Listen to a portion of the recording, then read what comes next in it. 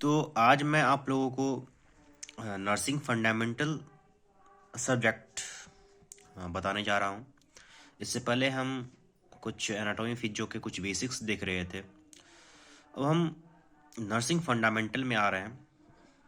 जिस बुक को हम फॉलो कर रहे हैं उन्होंने लिखा है, सिस्टर नैन्सी ने लिखा है। हम इस बुक से सिर्फ क्वेश्चन आंसर डिस्कशन करेंगे और इन्हीं क्वेश्चन आंसरों में मेजर पॉइंट जो हमारे एग्जाम के पर्पज से इम्पॉर्टेंट है वो मैं आपको यहाँ बताऊंगा with questions and answer with the blanks MCQs. हर चीज़ मैं आपको यहाँ पे बताऊंगा। तो मैंने आपको टेलीग्राम पे मैसेज करा था कि मैं 6 चैप्टर कंप्लीट करूंगा फंडामेंटल नर्सिंग का 1 to 6 सिस्टर नैन्सी बुक से। पूरे questions and answer fill in the blanks match the following true और फॉल्स सारी चीज़। तो मैंने आपसे कहा था कि आप बारीकी से हर एक लाइन को पढ़ें, ठीक?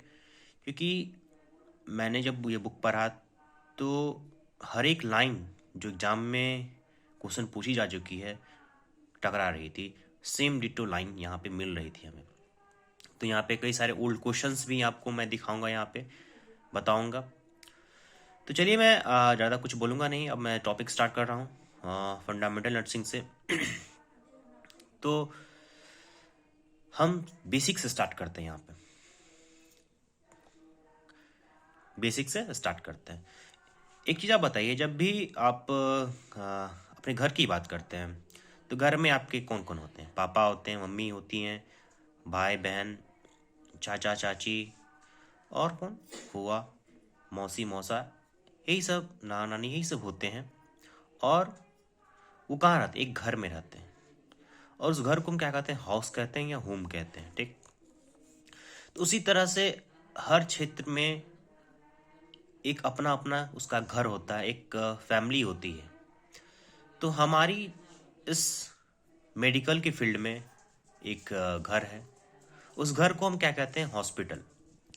तो उस हॉस्पिटल, उस घर में कौन कौन से मेंबर रहते हैं? तो वो हमारे डॉक्टर्स रहते हैं, नर्सिंग स्टाफ रहते हैं, लैब टेक्नीशियंस रहते हैं, रेडियोलॉजी के टेक्नीशियंस रहते हैं, ओटी टेक्नीशियंस रहते हैं, और हमारे स्वीपर, जीटी स्टाफ्स, यही सब रहते हैं, और कोई कोई रहते हैं। तो मैंने आपको एक एग्जाम्पल बताया। तो इन सब से मिलके हमारा एक हॉस्पिटल तैयार होता है, ठीक है? तो बेसिकली आपके मन में सवाल आ रहा होगा कि हॉस्पिटल ही क्यों नाम पड़ा? और कुछ ही पढ़ सकता था।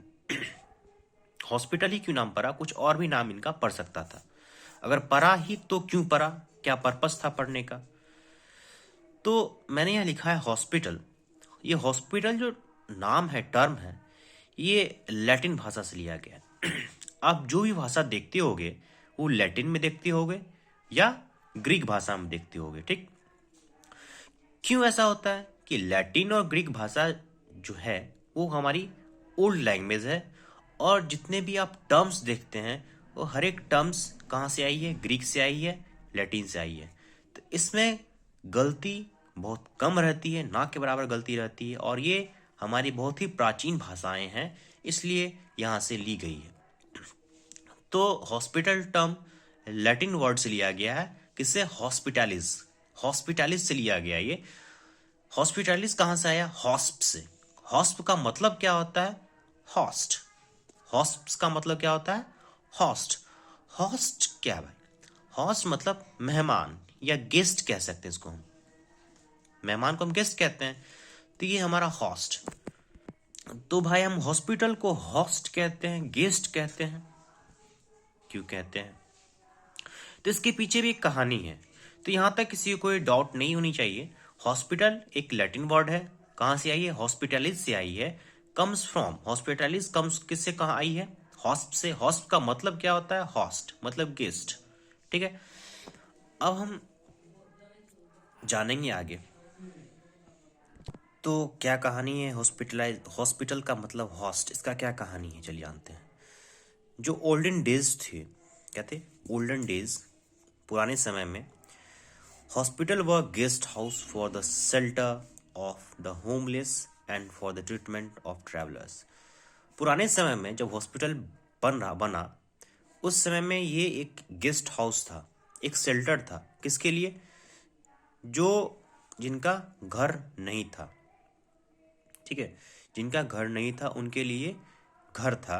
And for the treatment of traveller, और जो ट्रैवलर्स रहते थे उनके ट्रीटमेंट के लिए ये बनाई गई थी। जो बेघर आदमी थे उनके शेल्टर के लिए बनाई थी, और जो ट्रैवलर्स थे जो आते थे उनको कुछ प्रॉब्लम रहती थी उनके इलाज के लिए ये बनाया गया था। तो ये इनके ओल्डन डेज की थी। अब हम मॉडर्न टाइम्स में आए हैं, नए जमाने में आए हैं। तो चीफ फंक्शन क्या है हॉस्पिटल का? मॉडर्न टाइम में चीफ फंक्शन है हॉस्पिटल का क्या करना? प्रोवाइड कराना। क्या प्रोवाइड कराना? केयर और ट्रीटमेंट टू द सिक। बीमार आदमी का ट्रीटमेंट करना, उसका केयर करना, ठीक है, ये काम है मॉडर्न टाइम में, उसका चीफ काम है हॉस्पिटल का, ठीक है। तो ये कुछ कहानियां थी हॉस्पिटल को लेके। कुछ और टर्म्स आप जानेंगे। मैं यहाँ लिखा हूं होटल, हॉस्टल और हॉस्पिटल, सब मिलता जुलता नाम लग रहा है। होटल, हॉस्टल, हॉस्पिटल, ये सब का मतलब अलग अलग है, इसका मीनिंग अलग अलग है, लेकिन हॉस्ट मतलब ये रेस्ट के लिए, गेस्ट के लिए ही है। तो यहाँ पे मैंने लिखा है होटल, हॉस्टल और हॉस्पिटल। तो इन चीज़ों पे आप ध्यान दीजिएगा। अगर आपको डिटेल और जानना है तो इससे ज़्यादा कुछ जानना नहीं है, जितना तो मैंने आपको बता दिया। अगर और भी जानने की इच्छा है तो बुक में थोड़ी बहुत और ज़्यादा लिखी है, तो वो आपके लिए ज़्यादा इंपॉर्टेंट नहीं है। अगर आप पढ़ना चाह रहे हैं तो आप पढ़ सकते हो। तो मैं बेसिकली जो एग्ज़ाम पॉइंट ऑफ व्यू से थी वो मैंने यहाँ पे क्लियर करा है, बेसिक क्लियर करा है। अगर आपसे कोई पूछे तो आप बता सकते हैं हॉस्पिटल का मतलब क्या होता है? Host, guest. ओल्डन समय में ये क्या था? शेल्टर था, जिनका कोई घर नहीं था, और जो ट्रैवलर थे उनके इलाज के लिए ये बनाया गया था, ठीक है। और मॉडर्न टाइम में इसका चीफ फंक्शन क्या हो गया? तो ये प्रोवाइड करवाता है क्या? केयर प्रोवाइड करता है उस चीज़ के लिए, ट्रीटमेंट के लिए, जो बीमार आदमी है उनके लिए। तो यहाँ पे एक क्वेश्चंस मैंने दिया है, write the definition of hospital. Right the definition of hospital. Hospital का डेफिनेशन क्या है ये आप हमें बताओ।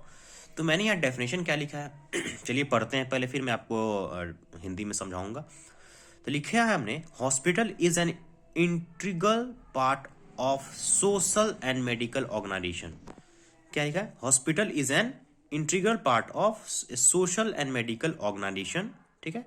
ये एक आंतरिक पार्ट है, ठीक है, अभिन्न अंग है हमारा, ठीक है। किसका? सोशल, एक सामाजिक, और एक मेडिकल संस्था, मेडिकल ऑर्गेनाइजेशन का एक ये भाग है, ठीक है। बहुत ही इंपॉर्टेंट भाग है, एक अभिन्न अंग कह सकते हैं, इंपॉर्टेंट ऑर्गन कह सकते हैं हम इसको। हम फिर कह रहा है the function of which is to provide for population the complete health care, both curative and preventive. ये एक पॉपुलेशन के लिए दिया गया है ताकि उनका कंप्लीट केयर हो सके, उनके इलाज का उपचार हो सके, और उस उपचार को रोकने के लिए आगे ना प्रॉब्लम ना आए, आगे डिजीज ना आए, उसको रोकने के लिए, प्रिवेंट करने के लिए यहाँ पे उपाय बताया जाता है, दवा दिया जाता है, ताकि आगे चल के आपको इन बीमारियों से ना उलझना पड़े, ये आप पे ना आए, आपके शरीर में ना आए। तो ये कह रहा है यहाँ पे, आगे कर रहा है, and whose outpatient services reach out of to the family, and whose outpatient services reach out to the family and its home environment. जो भी पेशेंट हमारे यहाँ आते हैं, ठीक है, उनको हम क्या सर्विस प्रोवाइड करते हैं? जैसे कोई पेशेंट हमारा आईसीयू में एडमिट है, वार्ड में एडमिट है, तो उनको एक होम लाइक इन्वायरमेंट है यहाँ पे हॉस्पिटल में प्रोवाइड कराने की कोशिश करते हैं, कि लगे कि हाँ आप एक घर में हैं, ठीक है, उनको किसी तरह की तकलीफ ना हो, ठीक है, उस तरह से उनको हम फील वहाँ पे करवाते हैं, ठीक है। तो ये चीज़ यहाँ पे कह रहा है। फिर यहाँ पे कह रहा है the hospital is also a centre, hospital is also a centre for the training of health worker and for the biosocial research, WHO। तो ये पॉइंट क्या कर रहा है कि ये जो हॉस्पिटल है एक सेंटर है, किस चीज का सेंटर है? ट्रेनिंग का सेंटर है। तो आप देखे होंगे कि जो डॉक्टर्स वगैरह पढ़ाई कर रहे हैं एमबीबीएस का या नर्सिंग का पढ़ाई कर रहे हैं या लैब टेक्नीशियन या रेडियोलॉजी टेक्नीशियंस कर रहे हैं, ओटी टेक्नीशियन कर रहे हैं, वो यहाँ पे आते हैं हॉस्पिटल में और वहाँ पे अपना काम सीखते हैं, देखते हैं कि कैसे उनके जो सीनियर हैं, जो पढ़ चुके, पहले से पढ़ चुके हैं, वहाँ पे काम कर रहे हैं, वो किस तरह से वहाँ पे वर्क करते हैं, क्या उनके करने का तरीका है, उन चीज़ों को वो वहाँ पे सीखते हैं और आगे चल के वो काम करते हैं। ठीक है, क्योंकि वो भी आगे पास आउट होंगे, फिर अपने जूनियर्स को सिखाएंगे। तो ये चलता रहता है। तो हॉस्पिटल क्या है, एक सेंटर है, ट्रेनिंग का सेंटर है, वहाँ पे हेल्थ वर्कर काम करते हैं। ठीक, और फिर कह रहा है and for bio social research, मतलब वहाँ पे रिसर्च वगैरह भी होती है बिहेवियरल, जैसे कि पर्सनैलिटी डिसऑर्डर हो गया किसी का, मेंटल इलनेस हो गए, तो उस तरह का रिसर्च वगैरह भी वहाँ पे होता है। ठीक है, तो ये डेफिनेशन था किसका, हमने बताया हॉस्पिटल का।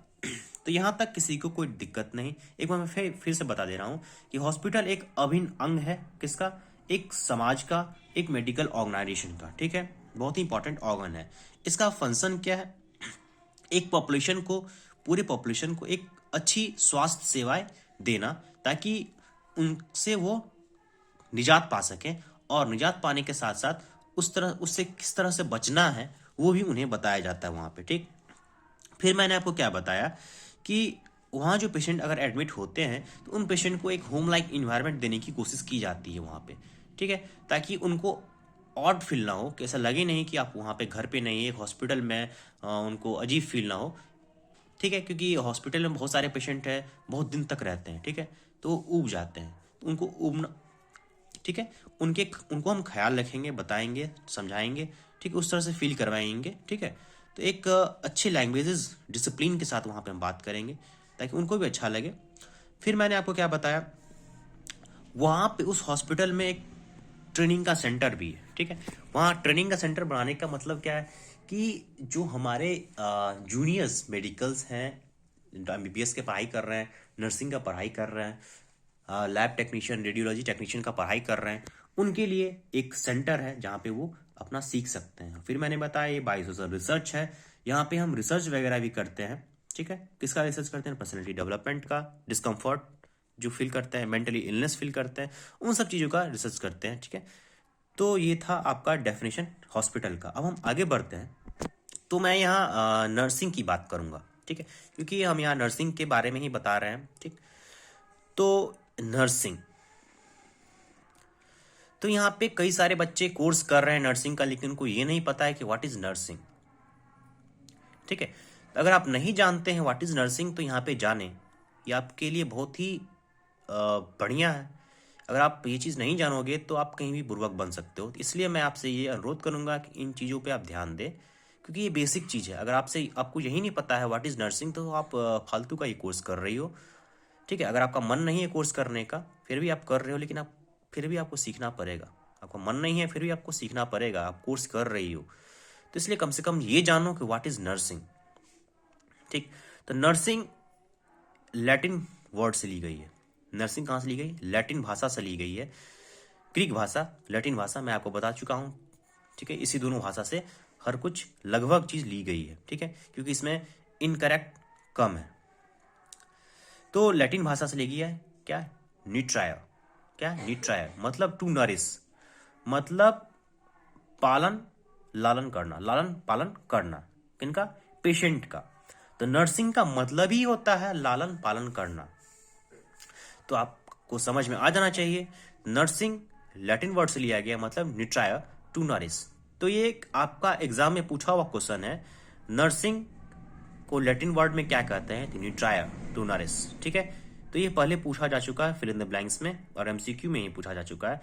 तो इस क्वेश्चन पे आप ध्यान दीजिएगा, कहीं फिर दोबारा ना पूछ दिया जाए। ठीक है, तो अब हम आगे बढ़ रहे हैं। मैंने आपको बताया नर्सिंग, अब हम नर्सिंग का मीनिंग के बारे में जानेंगे। What, right the meaning of nursing. एक क्वेश्चन यहाँ पे है, write the meaning of nursing. Nursing का मतलब क्या होता है? तो मैंने यहाँ लिखा है, टू नरिश मतलब लालन पालन करना, टू चेरिश उसको अच्छा लगना, उसको ऐसा लगाएंगे, फील करवाएंगे, बस समझाएंगे, उससे हंसी से बात करेंगे, उनको इंटरटेन करने की कोशिश करेंगे, ताकि उसे अच्छा लगे वहाँ पे। ठीक, to support, to sustain, to conserve energy, to keep in good health and to avoid injury. तो लालन पालन अच्छे से करेंगे उनका, उनको अच्छा फील करवाएंगे वहां पे, और टू सपोर्ट, उनको सपोर्ट करेंगे। ठीक है, सपोर्ट किस तरह से सपोर्ट कर सकते हैं उनको? सपोर्ट इन द सेंस, अगर वो ज़्यादा बीमार हैं तो उनको हम समझाएंगे कि आप ठीक हो जाओगे, आपको चिंता नहीं करना है, आप हर कुछ उनको हम उस तरह से वहाँ पे डील करेंगे, उनके फैमिली को भी डील करेंगे। ठीक है, तो इस तरह से उसको सपोर्ट करेंगे, सस्टेन करेंगे। To conserve energy, conserve energy in the sense अगर हम बात करें तो अगर हम किसी पेशेंट साइड पे काम कर रहे हैं, ठीक है, तो कोई काम को करने में हम ज़्यादा वक्त ना लगाएं, अपना ज़्यादा एनर्जी ना ख़त्म करें, क्योंकि हमारे पास वक्त कम है और काम ज़्यादा है। और इस तरह से हमको पेशेंट पे भी ध्यान रखना होगा कि उनके पास ऑलरेडी एनर्जी की कमी है, तब वो आईसीयू में है। ठीक है, तो उस चीज़ों पे भी ध्यान रखना होगा। कम समय में कोई काम को करना एक प्रॉपर टेक्निक से, प्रॉपर स्टाइल टेक्निक से, जो हमें बुक में बताया गया उस टेक्निक से हम वहाँ पे काम करेंगे, तो इस अपनी एनर्जी को हम कंजर्व करेंगे। Next point, to keep in good health and to avoid injury. इसका मतलब ये हुआ कि अगर आप पेशेंट साइड पे काम कर रहे हो, तो अगर डिस्पोज से आप मान ले कि आप एम्पुल वगैरह फोर के लोड कर रहे हो, लोड करने के बाद आपने अगर निकाला ड्रिल, आपके हाथ में प्रिक हो गया, ठीक, तो वो नहीं होना चाहिए। ठीक है, आप एम्पुल फोल रहे हो, एम्पुल आपके हाथ में चुभ रहा है, तो वो नहीं होना चाहिए। आप अपने आप को भी बचाओ इंजरी से। ठीक है, फिर नेक्स्ट पॉइंट कर रहा है तो to train, to cultivate, to educate and to supply with whatever promotes growth, development और प्रोग्रेस। मतलब कहें तो टू ट्रेन, उसको हम क्या करेंगे, ट्रेन करेंगे। किस तरह से ट्रेन करेंगे? अगर उसको चलने में दिक्कतें आ रही हैं, ठीक है, वो चल फिर नहीं पा रहा है, तो उसको हम फिजियोथेरेपी से एक्सरसाइज करवाएंगे, वार्ड बॉय की मदद से उसको हम वार्ड में घुमाएंगे। ठीक है, तो ये सब चीज़ पे उनको हम ट्रेन करना है। ठीक, अगर खाने में दिक्कत है, वो आरटी से अब खाना हम दे रहे हैं, ठीक है, जब वो अनकॉन्शियस थे, अब उनको हम धीरे धीरे ट्रेन करेंगे मुंह से कैसे खाना है। तो हर कुछ उनको बारीकी से हम सिखाएंगे, ट्रेन करेंगे, कल्टीवेट करेंगे, एजुकेट करेंगे किस तरह से आपको ये दवा लेना है। ठीक है, कौन सा दवा किस टाइम पे लेना है, उनको हम बताएंगे। ठीक है, अगर वो तब अगर अनकॉन्शियस ही रहते हैं, अगर मुंह से खाने के योग्य नहीं रहते हैं, तो कोई डॉक्टर के एडवाइस पे है सारा कुछ, तो हम उनके फैमिली मेम्बर को बताएंगे कि इस तरह से हम राइस ट्यूब से इनको हम फीडिंग देंगे। ठीक है, तो हर चीज़ उनके हम एजुकेट करेंगे, उनके फैमिली मेम्बर को या पेशेंट को ही बताएंगे। फिर कह रहा है and to supply whatever promote growth and development और प्रोग्रेस। उसके ग्रोथ में उसको हम प्रमोट करेंगे, बढ़ावा देंगे, ताकि उसके ग्रोथ, उसका ग्रोथ हो सके, उसका डेवलपमेंट हो सके, उसका प्रोग्रेस हो सके, उसका जो रिपोर्ट्स वगैरह है उसमें सुधार आ सके। जो रिपोर्ट में एबनॉर्मलिटी आ रही थी, जो सीटी स्कैन में ब्लड सैंपल्स में कुछ एबनॉर्मलिटी आ रही थी, उस चीज़ों पे हम ध्यान देंगे। ठीक है, ताकि वो जल्द से जल्द ठीक हो सके और अपने घर को जा सके। नेक्स्ट पॉइंट कह रहा है to give a curative care and treatment to the sick and infirm. हम क्या करेंगे, बीमार और कमजोर, क्या करेंगे, बीमार और कमजोर जो पेशेंट होंगे, क्लाइंट होंगे, उनको एक क्यूरेटिव केयर देंगे। ठीक है, ताकि वो अच्छे से ठीक हो सकें और घर को जा सके। वही सेम पॉइंट, मिलता जुलता पॉइंट ये भी है, तो वही चीज़ कही जा रही है यहाँ पे। ठीक, तो ये थी हमारी मीनिंग ऑफ नर्सिंग में। तो क्या करेंगे, हम पेशेंट का लालन पालन करेंगे, नरिश करेंगे, चेरिश करेंगे, अच्छा उसको लगना चाहिए वहाँ पे। ठीक है, उसको हम सपोर्ट करेंगे, उसका मतलब हंसी नहीं उड़ाएंगे, मजाक नहीं उड़ाएंगे। ठीक है, अपनी एनर्जी को हम कंजर्व करेंगे कोई भी काम करने में, अपने इंजरी को भी अवॉइड कराएंगे जब हम कोई एम्पुल वगैरह या वाइल वगैरह फोड़ रहे होंगे तब।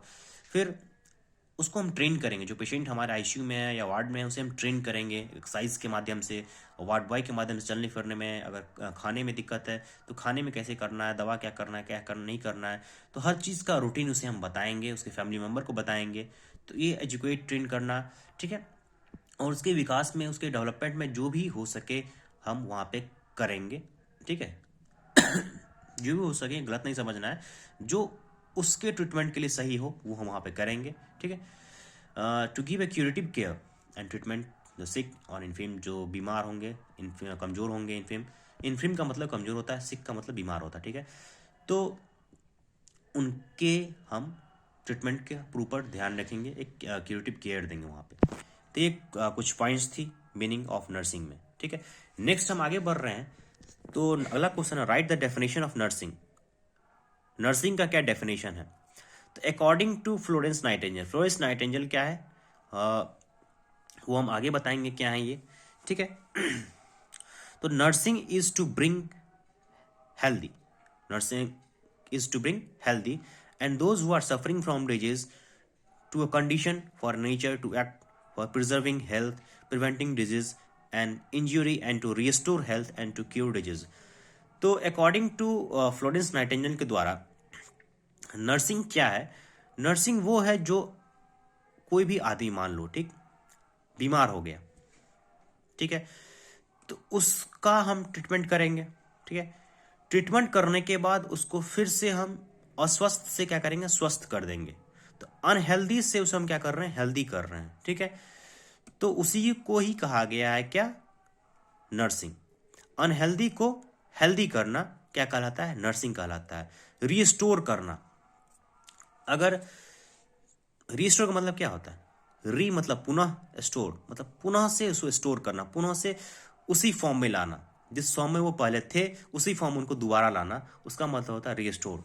तो फ्लोरेंस नाइटिंगेल का वही करना आया था, nursing is to bring healthy, उस आदमी को हेल्दी करना, those who are suffering from disease, जो सफर कर रहा हो किसे? बीमारी से, डिजीज से, to a condition for nature, जो एक नेचुरल कंडीशन में एक ह्यूमन बींग्स को होना चाहिए, उस कंडीशन में ना होकर एक बीमार कंडीशन में है, एक अलग कंडीशन में है, तो उसको हम क्या करेंगे?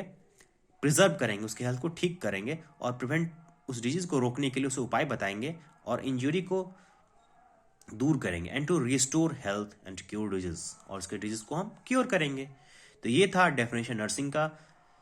तो अब आपको यहाँ तक कोई दिक्कत नहीं होनी चाहिए, ठीक। अगर दिक्कत हो तो आप हमें मैसेज कर सकती हो टेलीग्राम पे, आप मेरे ग्रुप पे हो, ठीक है। अब मैं आपको नेक्स्ट क्वेश्चन की ओर ले जा रहा हूं, what are the qualities of good nurse. एक अच्छे नर्स का क्या क्या क्वालिटी होना चाहिए? तो मिस फ्लोरेंस नाइटिंगेल ने मेंशन किया था अपने नोट्स में, नर्सिंग के नोट में, अबाउट किसमें? Characteristics of nurse. Characteristics of nurse में फ्लोरेंस नाइटिंगेल ने क्या नोट्स मेंशन किया था वो हम चलिए देखते हैं। उन्होंने कहा था, she says a nurse must be a gossip nor vain talker. एक जो नर्स होती है वो, उनको बात करने में, या कह सकते हैं क्या, व्यर्थ की बात करने में अपना टाइम वेस्ट नहीं करना चाहिए, ठीक है। Gossip nor a vain talker. Be strictly sober and honest, उसे गंभीर होना चाहिए और ईमानदार होना चाहिए, ठीक है।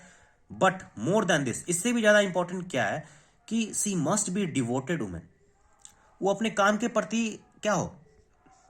समर्पित हो। She must have a respect for her calling. अब किसी को कॉल कर रही है, बुला रही है, तो एक रिस्पेक्ट के साथ बुलाई, सर, मैम, बॉस, इस टर्म से आप उसे डिनोट करें। चाहे आपके सीनियर हो, आपके जूनियर हो, उसे एक रिस्पेक्ट के साथ आप बुलाएं, ठीक है। She must be a sound, a close and quick observer. एक हल्की से भी आवाज, एक छोटा सा भी साउंड सुन के उसे पेशेंट के साइड जाना चाहिए। ये नहीं कि आप वहां पे बैठी हुई हो, ठीक है। देखना चाहिए कि पेशेंट की क्या प्रॉब्लम है, क्या इसकी स्थिति है, उसे हम जानेंगे, ठीक है। क्योंकि क्रिटिकल पेशेंट हमारे पास रहते हैं, कब क्या हो सकता है कोई कह नहीं सकता। And she must be a women, वो क्या? एक वोमेन होना चाहिए, of delicate and decent feeling, एक नाजुक और एक सभी फीलिंग वाली, ठीक है। अब क्या कर रहा है, कुछ हम पॉइंट्स यहां बात कर रहे हैं। Some essential qualities of a nurse are as follow, कुछ इसेंशियल क्वालिटीज होनी चाहिए एक नर्स में, जो कि यहाँ पे बताई गई है। क्या क्या? लव फॉर द फीलो वन, जो उनके साथी है उनके लिए उनको प्यार होना चाहिए, ठीक है, एक प्यार से बात करेंगे उनके साथ। ऑनेस्टी एंड लॉयल्टी, ईमानदारी और लॉयल होना चाहिए उनको, ठीक है। डिसिप्लिन एंड ओबीडियंस, ये किसी भी फील्ड में आप जाइए तो डिसिप्लिन एंड ओबीडियंस ये आपको हमेशा रखना ही होगा। डिसिप्लिन तो मस्ट इंपॉर्टेंट है और ओबीडियंस भी। तो इन चीज़ों को आप अगर रखेंगे तो आप कहीं भी आपको माना जाएगा, ठीक है। अलर्टनेस एंड इंटेलिजेंट ऑब्जर्वेशन, उनको अलर्ट रहना होगा और उनका जो ऑब्जर्वेशन होगा वो बहुत ही इंटेलिजेंट होगा। अलर्ट आपको बता चुके हैं, अगर हल्का सा पिन ड्रॉप अगर होगा तो उनको उस चीज़ के लिए तैयार रहना होगा। किसी पेशेंट को कोई प्रॉब्लम आ रहा है उस चीज़ के लिए आपको तैयार होना होगा, ठीक है। ये नहीं कि अब हम करेंगे वो करेंगे, ये नहीं करना चाहिए, नखरे नहीं। तो आपको हर सिचुएशन के लिए आपको तैयार होना चाहिए। कब आपके साथ क्या हो सकता है, कब पेशेंट को क्या होगा, वो कुछ कहा नहीं जा सकता है। तो आपको हमेशा अलर्ट रहना होगा, इंटेलिजेंट रहना होगा, ठीक है। ये नहीं कि अभी आपको बोला कि ये सामान लाओ, आप भूल चुके हो इसको क्या कहते हैं, तो ऐसा नहीं होना चाहिए। फिर टेक्निकल कॉम्पिटेंस होना चाहिए, डिपेंडेबिलिटी एंड एडजस्टेबिलिटी होना चाहिए, ability to inspire confidence. Dependability and adjustability का मतलब क्या होता है कि आप एक दूसरे पे डिपेंड हो, ठीक है। डिपेंडेंसी अगर कहा जाए तो टाइमिंग को लेके हो सकती है, वो काम को लेके हो सकती है। तो आप एक दूसरे में दो सिस्टर के बीच, डॉक्टर और सिस्टर के बीच में वो डिपेंडेबिलिटी और एडजस्टेबिलिटी कह सकते हैं, ठीक है। एबिलिटी टू इंस्पायर कॉन्फिडेंस, अपने आप में एक कॉन्फिडेंस रहना चाहिए कि हम ये काम कर सकते हैं, ठीक है। नेक्स्ट पॉइंट है resourcefulness, economy of time and materials and energy. आप में कुशलता होनी चाहिए, आपको टाइम का भी ज्ञात होना चाहिए। कम समय में मैंने आपको पहले भी बताया कि आपके पास टाइम कम है और काम ज़्यादा है, तो टाइम को लेके भी इकोनॉमी होना चाहिए। अपनी मटेरियल एनर्जी को, जैसे आपको पहले भी मैं आपको बता चुका हूँ, फिर वही पॉइंट सेम रिपीट हो रहा है, तो कहीं ना कहीं आप एक चीज़ को बार बार पढ़ोगे तो आपके दिमाग में आ जाएगी, ठीक है। वहाँ फिर क्या कह रहा है, मटेरियल एंड एनर्जी। तो आप किस तरह से अपने एनर्जी को, जैसे कम समय लगेगा तो एनर्जी भी कम खर्च होगी, तो वही चीज़ यहाँ पे यही कर रही है, ठीक है। नेक्स्ट कर्टेसी या डिग्निटी रहेगी, मतलब शिष्टाचार और गरिमा रहनी चाहिए, ठीक है। किससे कैसे बात करनी चाहिए, अपने सीनियर जूनियर का डिफरेंस रहना चाहिए। नेक्स्ट कह रहे हैं sympathy, empathy, tact and voice. Sympathy empathy मतलब क्या कह सकते हैं हम, सहानुभूति होनी चाहिए, ढंग होना चाहिए किसी से बात करने के लिए, एक संतुलन होना चाहिए। ये नहीं कि कुछ ही जो मन में आया वो बोल दिया मैं अटेंडर को गुस्से में, ठीक है। घर का टेंशन है, वहाँ पे हम अटेंडर पे दिखा रहे हैं, पेशेंट पे दिखा रहे हैं, डॉक्टर पे दिखा रहे हैं, ऐसा नहीं होना चाहिए, ठीक है। नेक्स्ट पॉइंट कह रहा है intelligence and common sense. Same point, intelligence और कॉमन सेंस होना चाहिए, ठीक है, ये भी जाननी। Patient and sense of humour, patience और सेंस ऑफ ह्यूमर होना चाहिए। पेशेंस इन द सेंस अगर कोई आपको कुछ बोल दे तो उस पर गुस्साना नहीं है। बोलने के लिए आपको एक आपकी जो नर्स की हेड है वो भी आपको कुछ बोल सकती हैं, जो आपके इंचार्ज है नर्स के वो भी आपको कुछ बोल सकते हैं, डॉक्टर भी कुछ बोल सकते हैं। तो आपको पेशेंस नहीं खोना है। आपके अटेंडर भी, जो पेशेंट के अटेंडर है वो भी आपको कुछ बोल सकते हैं, तो अपने पेशेंस को नहीं खोना है, ठीक है। और करा next good physical and mental health. अपने आप को भी आप स्ट्रांग रखिए फिजिकली और मेंटली।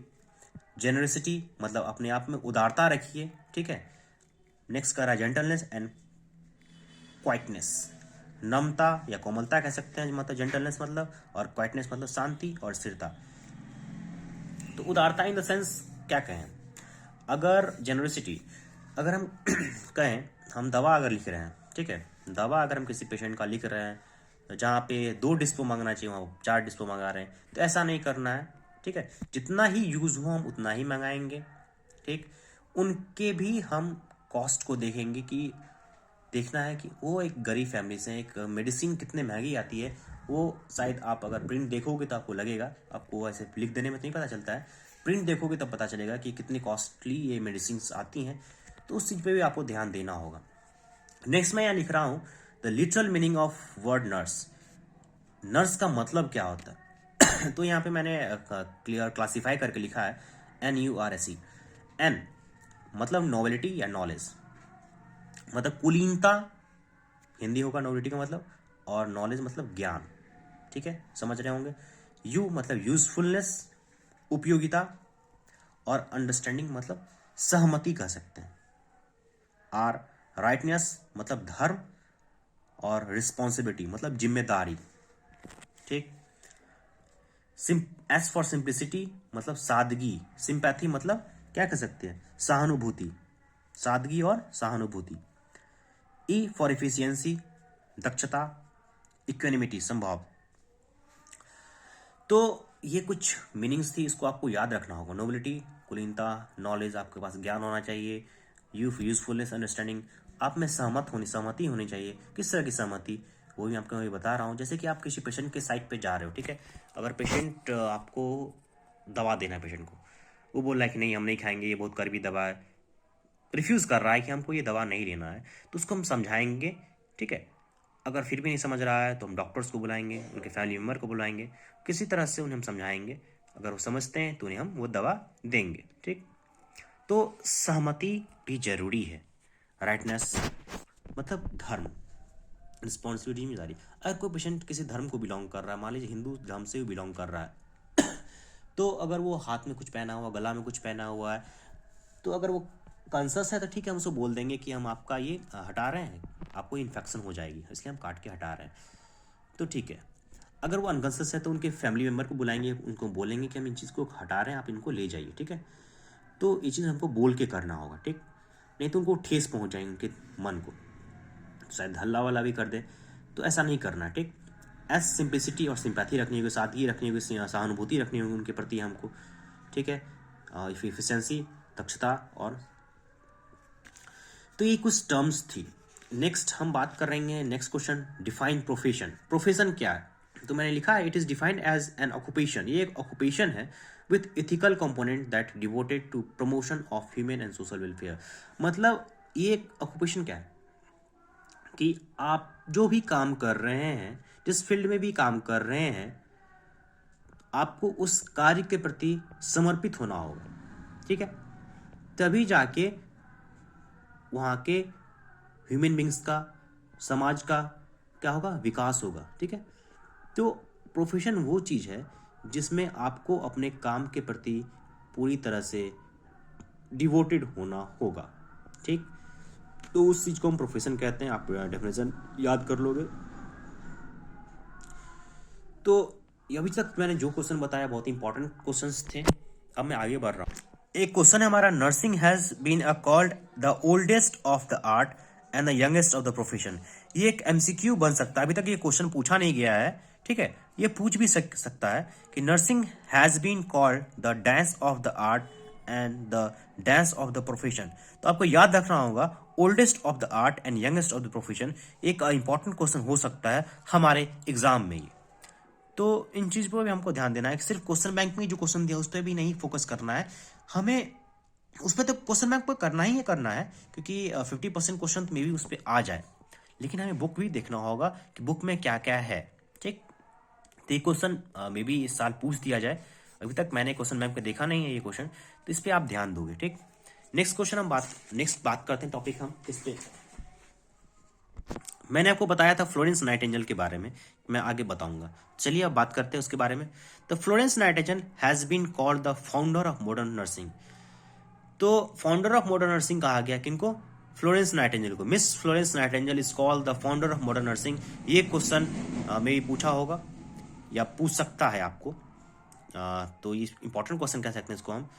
ये क्वेश्चन नेक्स्ट है हमारा, she was born on 12 May 1820 in the Florence. कहाँ बॉर्न हुआ था, 12 में 1820 में फ्लोरेंस में, इटली में, to a wealthy English family, एक इंग्लिश फैमिली में। तो ये क्वेश्चन पूछा जा चुका है। फ्लोरेंस नाइटिंगेल का बर्थ कब हुआ था, 12 में 1820 इन फ्लोरेंस इटली। तो इस क्वेश्चन पे भी ध्यान दीजिएगा, ये पूछा जा चुका है, ये भी रिपीट हो यहाँ पे। फिर कह रहा है उनका जो शिक्षा हुआ था किस लैंग्वेज में, फिलॉसफी और लिबरल आर्ट में उनका एजुकेशन हुआ था। तो अगर उनका एजुकेशन फिलॉसफी और लिबरल आर्ट में हुआ था तो ये इन्होंने नर्सिंग कैसे किया, आपके दिमाग में सवाल उठ रहा होगा। तो चलिए मैं आपको इस सवाल का हल कर दे रहा हूँ। तो ये जो फ्लोरेंस नाइटिंगेल थी, इन्होंने ये नर्सिंग फील्ड अपने घर से के बात के विरुद्ध जाके, अगेंस्ट जाके, इन्होंने अपने पेरेंट्स के विरुद्ध जाके ये काम शुरू किया। तो इन्होंने यहाँ लिखा हुआ है, she entered the nursing profession against the wishes of his parent. अपने पेरेंट के विश के विरुद्ध जाके, इच्छा के विरुद्ध जाके इन्होंने नर्सिंग फील्ड को, प्रोफेशन को ज्वाइन किया।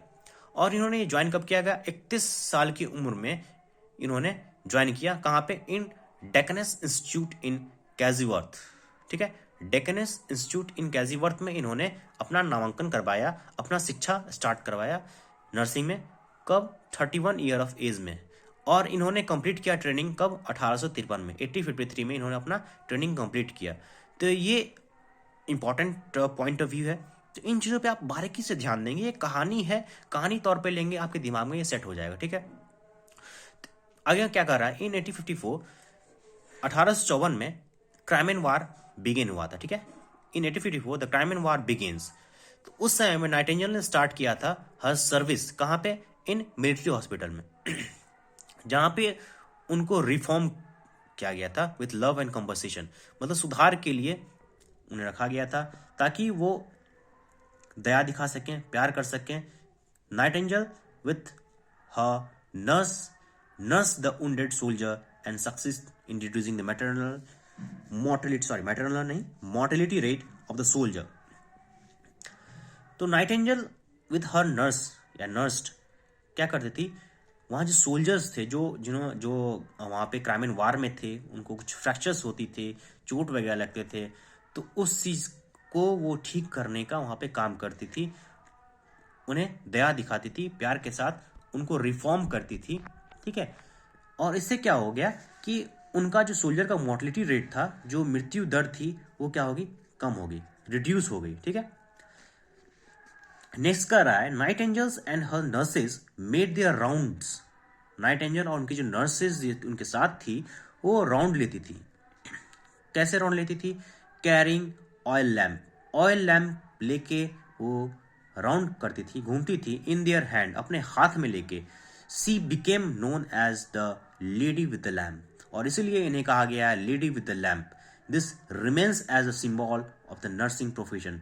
और ये लेडी विद द लैम्प ये एक सिंबल बन गया, किसका, एक नर्सिंग प्रोफेशन का ये सिंबल बन गया। तो ठीक है, ये भी क्वेश्चन एक इंपॉर्टेंट है। अभी तक मैंने आपको जितना भी चीज पढ़ाया वो हर एक पॉइंट आपके exam of point of view से बहुत ही ज्यादा इंपॉर्टेंट है, ठीक है। अब मैं आगे बढ़ रहा हूं। After the crime and war, Nightingale served on several commission and wrote about the health, sanitation, hospitals and nursing education। Crime and वार के बाद नाइटिंगेल ने क्या किया, बहुत सारे आयोग में उन्होंने काम किया, बहुत सारे जगहों पर उन्होंने काम किया, ठीक है। और उसके बाद बहुत सारे जगह पे काम करने के बाद उनके दिमाग में कुछ कुछ आइडियाज आए कि यहाँ पे ये होनी चाहिए, यहाँ पे ये होनी चाहिए। तो उन्होंने लिखना भी शुरू किया, हेल्थ के बारे में, स्वच्छता के, सैनिटेशन के बारे में, हॉस्पिटल के बारे में एंड नर्सिंग एजुकेशन के बारे में उन्होंने रोट करा, लिखना शुरू किया। इन 1860 ईस्वी में Nightingale training school was opened. 1860 ईस्वी में नाइटिंगेल ट्रेनिंग स्कूल का क्या हुआ, खुला। एट कहाँ, at St. Thomas hospital in London. कहाँ, एस.टी. थॉमस हॉस्पिटल लंदन में। तो ये एक एग्जाम पॉइंट ऑफ व्यू से इंपॉर्टेंट है। Next, towards the end of 19th century, 19th century के खत्म होने के बाद Nightingale, towards the end of 19th century, nightingales